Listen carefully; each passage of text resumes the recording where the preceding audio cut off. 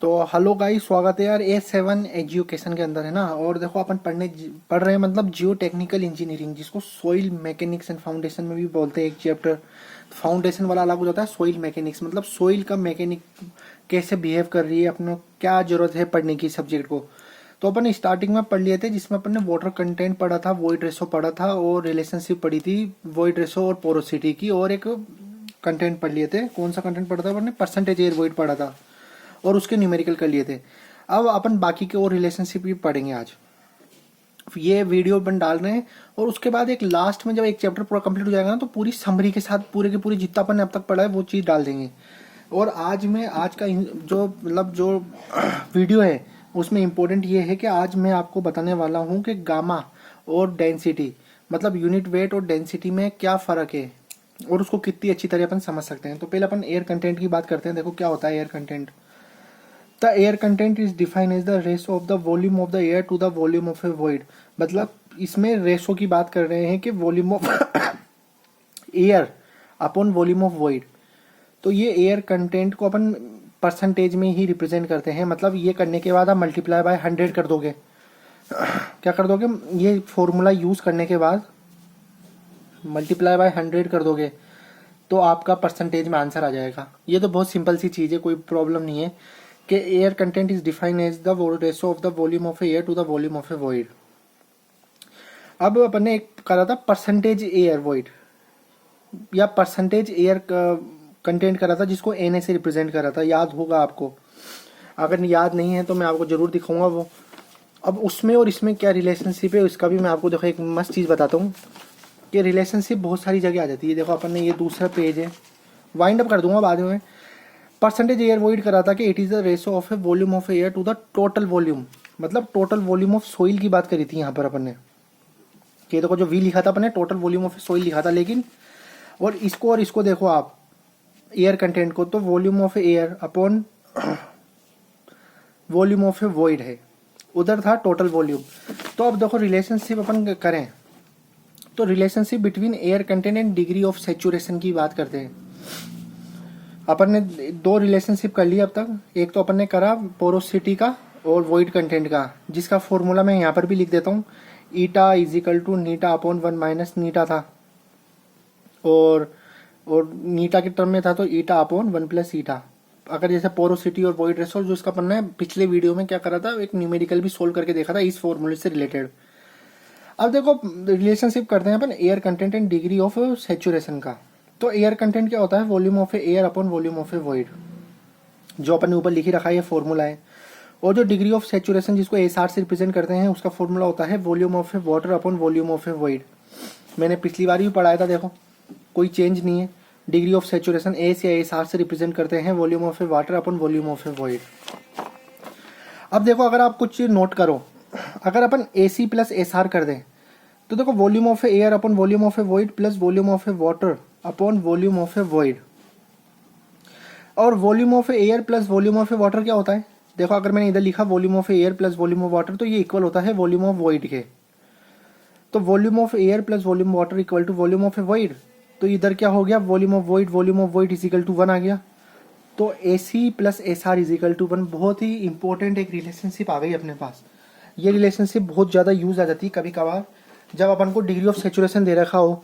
तो अपन देखो degree of, जैसे मान लो क्वेश्चन किस तरह बनाने वाला बना सकता है, बड़ा ही सिंपल है। उसने वॉल्यूम ऑफ ए वॉइड दे रखा है और एयर कंटेंट दे रखा है। वॉल्यूम ऑफ ए वॉइड दे रखा है और एयर कंटेंट दे रखा है, और उसने वॉल्यूम ऑफ वाटर पूछ लिया। तो अपन यहाँ से यूज करके तो एस आर निकालेंगे, और फिर एस आर का फॉर्मूला यूज करेंगे, और वॉल्यूम ऑफ वॉइड करके वॉल्यूम ऑफ वाटर निकालेंगे। मतलब इस तरह करते हैं। जो मैं आपको एक ट्रिक भी बताने जा रहा हूँ कि जो न्यूमेरिकल होता है ना, वो बहुत ही एडवांस वे में आ जाते हैं। तो अब देखो इसमें कोई प्रॉब्लम होनी चाहिए। रिलेशनशिप में किस तरह करा है, air content plus S are को अपन ने प्लस कर दिया, तो देखो वॉल्यूम ऑफ वॉइड और वॉल्यूम ऑफ वॉइड दोनों था। और volume of air plus volume of water को प्लस करते हैं तो वो वॉल्यूम ऑफ वॉइड होता है। तो volume of void upon volume of void is equal to 1। तो अपने पास जो रिलेशन आ गई वो क्या आ गई? ए सी, मतलब air content plus degree of a saturation is equal to 1 होता है। अब अपन रिलेशनशिप एक और करने जा रहे हैं, रिलेशनशिप बिटवीन एन ए, जो परसेंटेज एयर वही था, पोरोसिटी नहीं, और पोरोसिटी, बिल्कुल, एन मतलब पोरोसिटी एंड एसी मतलब एयर कंटेंट। देखो इधर लिख भी रखा है ना, percentage air void, porosity and air content. तो परसेंटेज एयर वॉइड क्या होता है, मैंने बात करी थी volume of air upon total volume होता है परसेंटेज एयर वॉइड, मैंने दिखाई भी था। क्योंकि एयर कंटेंट होता है volume of air upon volume of a void, लेकिन पोरोसिटी होता है volume of air upon total volume, जो मैंने आपको लिखा भी था पिछली वीडियो में, आपको मैंने सिखाया था। परसेंटेज एयर वॉइड होता है volume of air upon total volume, जो मैंने वो लिखा है। उसके बाद मल्टीप्लाई कर देंगे अगर volume of a void upon volume of a void, क्योंकि यार अगर ये कट जाएगा तो वापस से वही चीज़ बन जाएगी। तो मतलब अपन ने ऐसी क्वांटिटी से मल्टीप्लाई और डिवाइड करा है जिससे कोई फर्क नहीं पड़ता इस इक्वेशन में, ठीक है। अब देखो वॉल्यूम ऑफ एयर और मैं वॉल्यूम ऑफ वॉइड को इस जगह लिख दूं और वॉल्यूम ऑफ वॉइड का वॉल्यूम इस जगह लिख दूं तो कोई प्रॉब्लम नहीं होगा, जब भी कट जाएगी यूनिट और वही बचेगा, volume of air upon total volume बचेगा। तो देखो volume of air upon volume of void क्या होता है, ये अपन पढ़ चुके हैं। इधर लिखा हुआ ये देखो, मेरी उंगली यहाँ पर है, एयर कंटेंट होता है। तो volume of air upon volume of void air content हो गया, और volume of void upon total volume होता है पोरोसिटी, जो कि ये रहा। तो इससे एक रिलेशन आ गई, एन है मतलब percentage air void is equal to A C into n. बहुत ही सिंपल रिलेशनशिप है, n is equal to A C into n. मतलब अब दो रिलेशनशिप और हो गई अपने पास, और दो अपन ने पहले पढ़ ली थी ये वाली, eta is equal to eta upon one minus eta और eta is equal to eta upon one plus eta. एक तो ये हो गई, दूसरी ये वाली हो गई A C plus S R is equal to one, और एक ये वाली कर लिया अपन ने कि N A is equal to A C into N. इसको एक बार और समझेंगे, कुछ भी नहीं करा। परसेंटेज एयर वॉइड का जो फॉर्मूला होता है volume of air upon total volume, उसमें मल्टीप्लाई करा है volume of void upon volume of void से। तो अगर मैं देखो ये देखो ऐसे देखो, volume of air upon volume of void होता है एयर कंटेंट, जो कि इधर लिखा हुआ है volume of air upon volume of void air content होता है, और वॉल्यूम ऑफ ए वॉइड ये वाला, और volume total volume, volume of void upon total volume होता है पोरोसिटी, जो मैंने इधर भी लिख दिया है। तो इससे बनता है ए सी इंटू एन। तो मतलब अपने पास रिलेशनशिप हो गए पूरे। अब अपन करते हैं बात बहुत ही इंपॉर्टेंट कॉन्सेप्ट की, जो बहुत ही ज़्यादा कन्फ्यूजन होता है भाई, मतलब इतना कन्फ्यूजन होता है, अगर अभी सोल्व नहीं करे तो कन्फ्यूजन होता है। तो इसको मैं बताने जा रहा हूँ, बहुत ही दिमाग से सुनना पहले और उसके बाद नोट कर लेना। नोट कर सकते हो, नोट के लिए मैंने देखो आपको जगह छोड़ दी, और अब मैं आपको समझाता हूँ, नोट कर सकते हो आप। देखो अपन बात करेंगे एक यूनिट वेट की, जिसको अपन रिप्रेजेंट करते हैं गामा, जिसका फॉर्मूला होता है वेट अपॉन वॉल्यूम, और एक होता है डेंसिटी, जो मैं इधर लिखता हूँ, तो इधर भी लिखते जाओ। डेंसिटी क्या होता है, पढ़ते हुए आ रहे हो, density is equal to mass upon volume. देख लो, density is equal to mass upon volume होता है, और यूनिट वेट होता है वेट अपॉन वॉल्यूम। अब वेट होता है ना, वेट को अपन किस टर्म में लिखते हैं, देखो फोर्स होती है, फोर्स होता है मास इंटू एक्सेलरेशन, और वेट को अपन लिखते हैं mass into acceleration due to gravity. तो जो वेट होता है, वेट को लिखते हैं एम इंटू जी, और वो वॉल्यूम से डिवाइड था, और एम बाई वी, जो अपन इधर लिखा है एम बाई वी होता है डेंसिटी। तो मतलब फर्क क्या हुआ, डेंसिटी इंटू ग्रेविटी हो गया। मतलब कभी भी अगर यूनिट वेट बोल रहा है वो, तो यूनिट वेट क्या हो गया, डेंसिटी इंटू ग्रेविटी। ये फर्क होता है मास और वेट के अंदर। अब समझे पॉइंट को हम कहने का मतलब, कि मास वाली टर्म और वेट वाली टर्म जब मैंने स्टार्टिंग में तुम्हें बताया था, बिल्कुल स्टार्टिंग वाली, अगर तुम वीडियो देखो ना, तो मैं आज कॉन्सेप्ट क्लियर कर रहा हूँ, जिसमें मैंने तुम्हें बताया था कि धीरे धीरे तुम्हें मैं कॉन्सेप्ट भी सिखाता जाऊँगा कि मास और वेट में क्या डिफरेंस होता है। अगर तुम पढ़ते हुए आ रहे हो शुरू से, मेरी अगर पार्ट तो तुमने देखा होगा, जिसमें मैंने सिर्फ इतना बताया था कि यार अपन है ना, जैसे वेट एयर कंटेंट होता है, जैसे ये वाला कहाँ गया, एयर कंटेंट होता है। तो बहुत सारी बुक के अंदर जैसे कि जगह है एयर कंटेंट, मैं आपको दिखा भी देता हूँ, एक सेकेंड। इधर एयर कंटेंट अपन ने बात करी थी, ये एयर कंटेंट की, और एयर कंटेंट का फॉर्मूला अपन ने इधर लिखा था, इधर लिखा था, इधर लिखा था। तो मैंने देखो इधर लिखा हुआ भी था, इधर दिख रहा हो तो आपको, कि weight of a water upon weight of a solid, और इसी टर्म को अपन mass of a mass of a water upon mass of a solid से रिप्रेजेंट करते हैं। ये मैंने आपको अब 3 फेज डायग्राम में भी समझाया था बहुत अच्छी तरह। 3 फेज डायग्राम आपने देखा हो तो मेरा देखो, इस जगह मैंने समझाया था आपको। जब मैं 3 फेज डायग्राम की बात कर रहा था कि इसको वेट ऑफ ए सॉलिड और मास ऑफ ए सॉलिड, तो दो तरकीब से क्यों लिखते हैं, ये इसी वजह से लिखते हैं कि एक ही बात पड़ जाती है। ग्रेविटी का मतलब जो एक्सेलरेशन ड्यू टू ग्रेविटी है 9.81 मीटर पर सेकेंड स्क्वायर, इससे अपन मल्टीप्लाई करते थे। अब देखो यूनिट किस तरह यूज होती है, यूनिट भी सीखो, बहुत सिंपल है। यूनिट समझने के लिए देखो, जो डेंसिटी ऑफ ए वाटर है वो स्टैंडर्ड है। डेंसिटी ऑफ ए वाटर होता है 1000 kg पर मीटर क्यूब, ये बहुत सही बात है।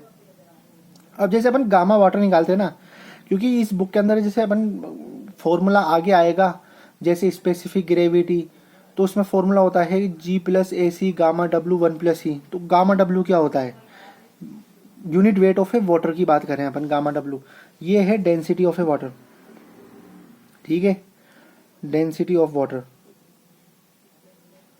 अब ये जो बात कर रहे हैं अपन, ये कर रहे हैं unit weight of a water. तो अब देखो किस तरह निकलता है unit weight of a water, unit weight of a water, unit weight of a water देखो गामा W, फॉर्मूला होता है डेंसिटी इनटू ग्रेविटी। तो अब डेंसिटी यूनिट वेट वाटर की कर रहे हैं तो वो डेंसिटी भी वाटर की लेंगे, तो ये 1000 लिख दिया, multiply acceleration due to gravity जो 9.8 मीटर पर सेकंड होता है ना, मीटर पर सेकंड स्क्वायर होता है। तो अब देखो 1000 kg पर मीटर क्यूब, मैंने इधर लिखा kg पर मीटर क्यूब, और 9.81 मीटर पर सेकंड स्क्वायर जो इसकी यूनिट होती है वो मैंने लिखा मीटर पर सेकंड स्क्वायर, इसकी यूनिट लिखी। अब देखो kg मीटर पर सेकंड स्क्वायर क्या होता है, इधर आ जाओ। फोर्स क्या होता है, फोर्स को अपन न्यूटन से रिप्रेजेंट करते हैं ऐसा यूनिट में। फोर्स का क्या होता है, मास इंटू एक्सेलरेशन, ठीक है। मास को अपन रिप्रेजेंट, जो यूनिट होती है मास को अपन kg में लिखते हैं, और एक्सेलरेशन को लिखते हैं मीटर पर सेकंड स्क्वायर। एक्सेलरेशन क्या होता है, वेलोसिटी अपॉन टाइम। देखो एक्सेलरेशन को लिखते हैं अपन, तो एक्सेलरेशन होता है वेलोसिटी अपॉन टाइम, तो टाइम से 1 सेकंड आ गया, और वेलोसिटी होता है डिस्प्लेसमेंट अपॉन टाइम। तो देखो इधर से तो मीटर आ गया और इधर से 2 सेकंड आ गए, तो 2 सेकंड स्क्वायर आ गए।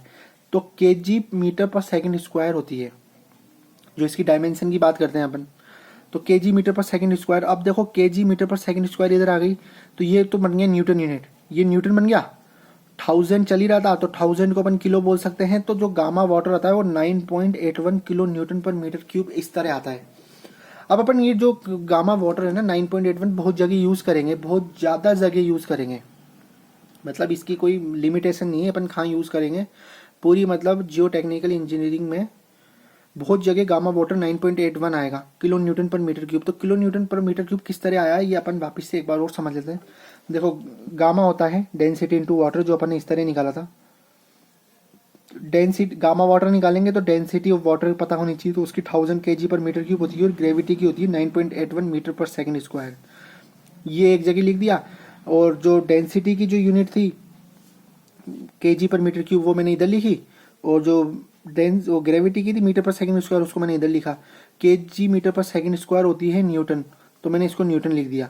तो क्या हो गया था, न्यूटन अपॉन मीटर क्यूब आ रहा था, और 1000 मल्टीप्लाई में था, 1000 को अपन किलो बोल देते हैं, तो 9.81 किलो न्यूटन पर मीटर क्यूब।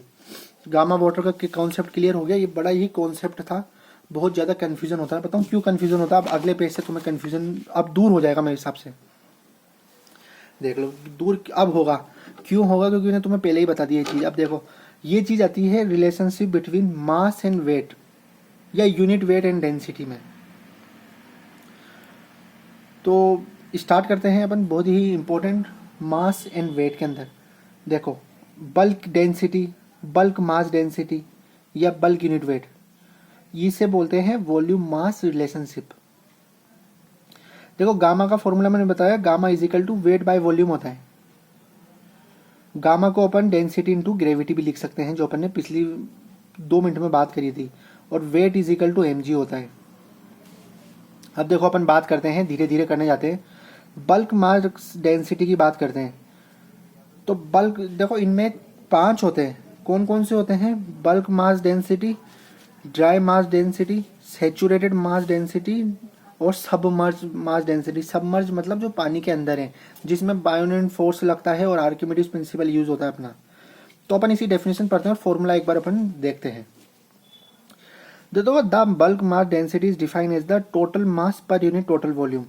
डेंसिटी क्या होता है, डेंसिटी जिसको अपने बल्क डेंसिटी मतलब पूरा पूरा बोला है, बल्क मतलब mass of a soil upon total volume of a soil.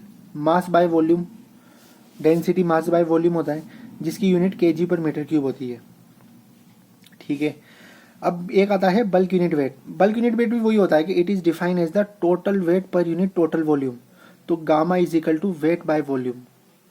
इसको रिप्रेजेंट करते हैं न्यूटन अपॉन मीटर क्यूब या किलो न्यूटन पर मीटर क्यूब, जो अपन ने पीछे बात कर ली। गामा की बात करी जब kilonewton upon metre cube आया था, और डेंसिटी की भी बात करी थी। अब ऐसे ड्राई मास डेंसिटी की बात करते हैं तो उसको इससे रो डी से डिफाइन करते हैं। रो डी, देखो इस तरह रो और ये नीचे डी। ड्राई डेंसिटी की बात करें, ये पूरा रो था, मतलब बल्क की बात कर रहे हैं। तो it is define as the mass of a solid. अभी सॉलिड की बात कर रहा है, मतलब मिट्टी में जो सॉलिड है पर यूनिट टोटल वॉल्यूम। तो rho solid is equal to mass of a solid upon total volume, ये फॉर्मूला हो गया। अब ऐसे सेचुरेटेड कि जो मास है वो गीला है, सेचुरेटेड है, तो the saturated mass density rho sat is define as the bulk mass density of the soil when it is fully saturated. मतलब mass of a saturated upon volume, मतलब वो ये यार, इसको समझने का मतलब अगर तुम वो ऊपर वाला समझ गए तो पूरा आ गया। कि जैसे जैसा मास दे रखा होगा, अगर जैसे ड्राई डेंसिटी पूछा है तो मास ऑफ ए सॉलिड आएगा। क्योंकि यार एक खुद ही सोचो ना यार, बहुत ही सिंपल सी चीज़ है, सोचने में देखो क्या है। मिट्टी या तो ड्राई होगी, ड्राई लेंगे तो मास ऑफ ए सॉलिड आ गया। अगर मिट्टी गीली होगी तो क्या हो गया, मास ऑफ ए सेचुरेटेड आ गया, जिसके अंदर मिट्टी गीली है, अपॉन टोटल वॉल्यूम की बात कर रहे हैं। ऐसे ही इधर आओ, ड्राई यूनिट वेट क्या होता है, the dry unit weight is defined as the weight of a solid per unit total volume, weight of a solid upon volume.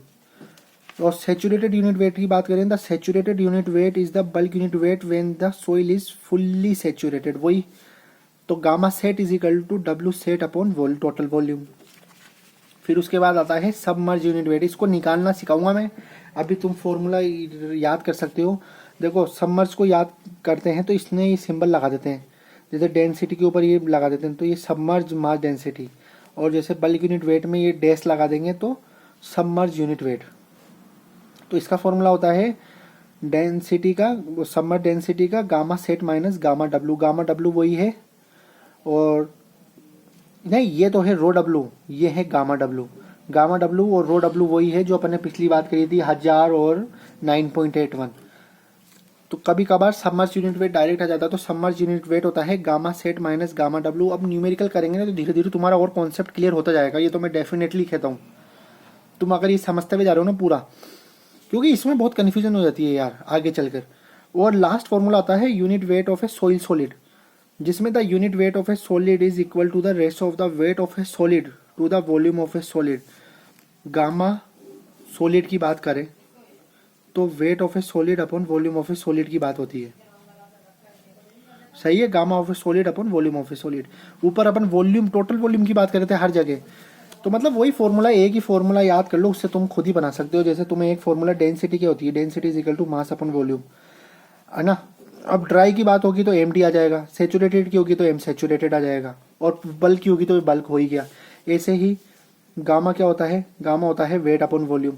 अब ड्राई की होगी तो गामा डी या गामा सेट या खुद बल्क। तो ये तीन फॉर्मूले ऐसे बन जाते हैं, बड़ा सिंपल सा। और उसके बाद अपन करते हैं बात स्पेसिफिक ग्रेविटी की ऑफ ए सोइल सॉलिड। तो ये आने के बाद अपना बहुत सारा कुछ आ जाएगा। तो A7 एजुकेशन पे बने रहना यार और पढ़ते रहो। तो specific gravity of a soil solid होता है कि it is defined as the ratio of the mass of a given volume of a solid, ratio of the mass of a given volume of a solid to the mass of an equal volume of a water. It is, और एक और definition है इसकी ये वाली, it is the ratio of the weight of given volume of a soil solid to the weight of a distil water. कहने का मतलब बिल्कुल सीधा सही है। कैसे, स्पेसिफिक ग्रेविटी को जी से रिप्रेजेंट करते हैं।